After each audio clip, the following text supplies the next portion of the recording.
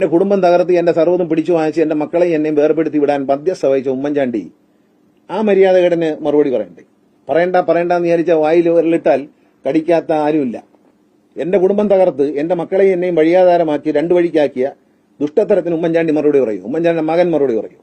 ഇങ്ങനെയാണോ മന്ത്രി എന്ന് പറഞ്ഞാൽ ഇങ്ങനെയൊക്കെയാണ് ഭാര്യയും ഇങ്ങനെ നടക്കുന്നതാണോ എന്നൊക്കെ പല ചോദ്യങ്ങളും ഉണ്ടായിരുന്നു. അപ്പോൾ ആദ്യം നിഷേധിച്ചു, ഇല്ല ഇങ്ങനെയൊന്നും നടന്നിട്ടില്ല, വെറുതെയാണ് പറയുന്നത് എന്നൊക്കെ പറഞ്ഞതിന് ശേഷം ഇദ്ദേഹം പറയണു, അല്ല ഞാനെല്ലാം പറഞ്ഞുതരാമെന്ന് പറഞ്ഞ് വളരെ വിശദമായി എന്നാ പോയത്, എത്ര മണിക്ക് പോയി, ഏത് വണ്ടിയിൽ പോയി, എപ്പോൾ പിക്കപ്പ് ചെയ്തു, അജന്തയിൽ എവിടെ കൊണ്ടുപോയി പാർക്ക് ചെയ്തു, എങ്ങനെയാണ് മുറിക്കകത്തോട്ട് കയറ്റിയത്, എന്നിട്ട് പിന്നെ ഇവൻ ചോദിച്ചു ബെഡ്റൂമിനകത്ത് നടന്നത് എന്താണെന്നും കൂടെ പറഞ്ഞു തരട്ടെ എന്ന് ചോദിച്ചു.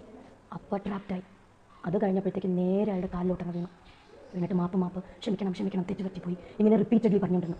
അപ്പോൾ ആ ആൾക്ക് ഭയങ്കര ദേഷ്യമായിരുന്നു. അയാൾ പറഞ്ഞു, ഞാനിത് പുറത്ത് പോയി പറഞ്ഞാൽ എന്തോ ആയിരിക്കും അറിയാമോ, അതിൻ്റെ ആവശ്യമില്ലല്ലോ, തെറ്റുപറ്റിപ്പോയി, മാപ്പ് ഞാൻ പറഞ്ഞല്ലോ, ഞാൻ ക്ഷമാപണം ചോദിച്ചല്ലോ എന്ന് പറഞ്ഞു. അത് കഴിഞ്ഞിട്ട് എന്തൊക്കെയാണ് ഞാൻ കാണുന്നത്, എന്തൊക്കെയാണ് കേൾക്കുന്നത്, എന്തോ ഇതെന്ന് ചോദിച്ചപ്പോഴത്തേക്ക് നേരെ പോയി കഥവ് കുറ്റിയിട്ടിട്ട് അങ്ങ് അടി തുടങ്ങി. എന്നെ കഴുത്തിനെ വരെ പിടിച്ച് ഞെക്കി.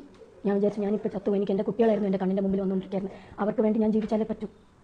ആകെ എന്നെ എന്തൊക്കെ ചെയ്തു എന്ന് എനിക്കറിഞ്ഞൂടാ. ഞാൻ എവിടെയൊക്കെ പോയി ഇടിക്കുന്നു, തട്ടുന്നു, വീഴുന്നു. ഞാൻ അത് കഴിഞ്ഞ് എന്നെ കഴുത്തിനെ പിടിച്ച് ഞെക്കിയപ്പോഴത്തേക്ക് ഞാൻ കിടന്ന് വിളിക്കാൻ തുടങ്ങി. പക്ഷേ എനിക്ക് പേടിയായിപ്പോയി, ഇനി ഇത് ലെവൽ മാറുകയാണോ എന്നുള്ളൊരു സംശയം വന്നു. അങ്ങനെ ഞാൻ വിളി തുടങ്ങിയപ്പോൾ എന്തോ ഒന്ന് റിയലൈസ് ചെയ്തതുപോലെ ആൾക്കാർ വെളിയിൽ നിൽപ്പുണ്ടല്ലോ എന്നുള്ളൊരു റിയലൈസേഷൻ ആയിരിക്കും. അത് കഴിഞ്ഞ് പെട്ടെന്ന് തുറന്നിട്ട് ഇറങ്ങി അങ്ങ് പോയി മുകളിലോട്ട് പോയി എറണാകുളത്ത് ഷൂട്ടിങ്ങിന് പോകണം. അപ്പോൾ അതിൻ്റെ ഇടയിലാണോ ഇപ്പോൾ ഈ മുഖത്തൊക്കെ അള്ളിയ പോലത്തെ പാടും മൂക്കിലൊക്കെ എന്നെ ഒരുപാട് അടിച്ചു, സ്ഥിരമായിട്ട് മൂക്കിലും നെഞ്ചിലൊക്കെ അടിക്കുന്നു എന്നൊക്കെയാണ് മൂപ്പര് ഹർജിയിൽ പറഞ്ഞിരിക്കുന്നത്. അത് തികച്ചും തെറ്റാണ്. ഇങ്ങോട്ട് ചെയ്തുകൊണ്ടിരുന്നത് അത് ഇത് കഴിഞ്ഞ് പിന്നീട് സരിതയ്ക്ക് യാതൊരു സാമ്പത്തിക സഹായം കിട്ടിയിട്ടില്ലേ? ഇല്ല, എനിക്ക് കിട്ടിയിട്ടുണ്ട്.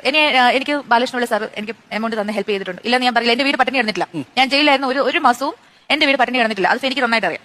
അതിൽ ചില രക്തബന്ധത്തിന്റെ സാധ്യത കൂടി ഉണ്ടായിരുന്നു. മേബി, പക്ഷെ അത് തുറന്നു പറയാൻ ആഗ്രഹിക്കുന്നില്ല.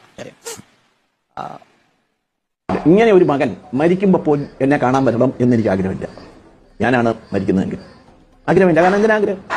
ഞാൻ തിരുവനന്തപുരത്ത് കിടന്ന കാലത്ത് എന്നെ ജയിലിലിട്ടേച്ച് ഒരുപാട് തോന്നിവാസങ്ങൾ സ്വയം നടത്തി. ഞാൻ ജയിലിൽ നിന്ന് ഇറങ്ങിക്കഴിഞ്ഞപ്പോൾ ഞാൻ എൻ്റെ പാർട്ടി പ്രവർത്തകരുടെ മുഖത്ത് നോക്കാൻ കഴിയാതെ ഇറങ്ങി.